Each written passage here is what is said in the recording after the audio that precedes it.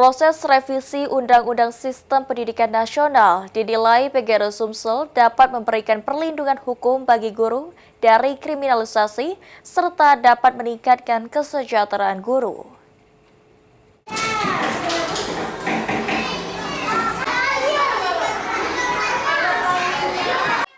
Komisi 10 DPR RI dan pemerintah saat ini tengah mengkaji revisi Undang-Undang Sistem Pendidikan Nasional tahun 2025 bertujuan untuk menggabungkan 4 undang-undang terkait pendidikan, termasuk undang-undang yang mengatur tentang guru. Menanggapi hal tersebut, Wakil Ketua PGRI Sumatera Selatan Syahrial mengaku mendukung adanya revisi Undang-Undang Sisdiknas Nomor 20 Tahun 2003 tersebut karena dianggap dapat memberikan perlindungan terhadap guru. Lantaran selama ini masih terjadi kriminalisasi terhadap guru sehingga menghambat proses belajar mengajar. Hal lainnya tentang kesejahteraan guru yang saat ini masih menjadi sorotan, yakni distribusi guru yang dinilai masih terjadi penumpukan di kota. Sementara di wilayah perbatasan justru kekurangan guru.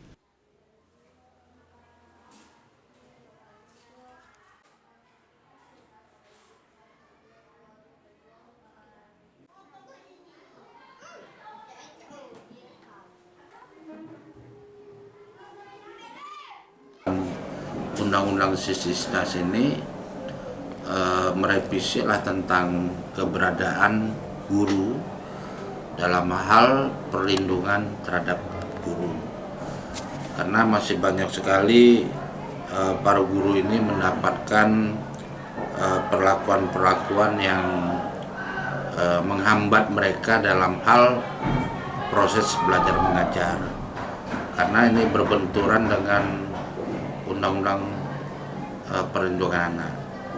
Nah, hal seperti ini yang perlu diperhatikan untuk direvisi, sehingga kalau kita kembali ke marwahnya pendidikan itu, kita berharap dengan revisi Undang-Undang Sisdiknas ini akan berjalan dengan.